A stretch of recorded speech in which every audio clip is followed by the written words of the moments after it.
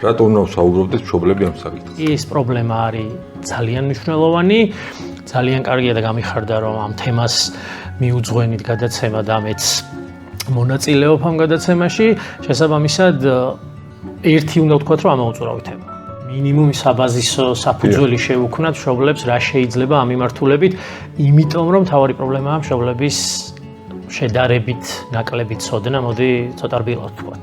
ცალსახად არის რომ თითქმის 10-დან 9 შემთხვევაში თუ უფრო ის მაღალ პროცენტულ მაჩვენებელს არ ვიტყვით, ხა 100-დან 99-ს არის ხოლმე რომ ტექნოლოგიური ცოდნა ავტომატურად არ ნიშნავს და პირიქით ნიშნავს იმას, რომ რისკების გააზრება საერთოდ არ ხდება მოზარდებში, განსაკუთრებით უფრო დაწყებითი ასაკის ბავშვებში და ასე შემდეგ და ამიტომ ერთი ბავშვებში რაც შეინიშნება, პირველ რიგში რა თქმა უნდა მანიპულაცია ონლაინ სივრცეში, რომელიც საბოლოო ჯამში მიზნად ისახავს სექსუალურ ექსპლუატაციას.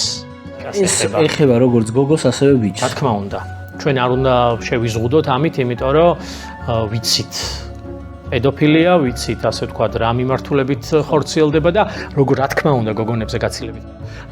პედოფილიასთან დაკავშირებით განსაკუთრებით არის ხოლმე შემთხვევები, როდესაც ხდება მსხვერპლის შერჩევა მისი, ასე ვთქვათ, ფსიქოტიპის მიხედვით. ის რომ რაღაცა საჯაროვდება ჩვენ შესახებ, მე მტკიცება რომ მე არ ვარ და თუნდაც ის რომ ერთხელ რაც მოხდება ინტერნეტში, სამუდამოდ რჩება და არ აქვს მნიშვნელობა შენ როდის დააბლოკინებ ამას და როდის წაშლი, აი ეს იწვევს ძალიან დიდ, ასე ვთქვათ, შედეგებს, რა თქმა უნდა, მოზარდებში განსაკუთრებით.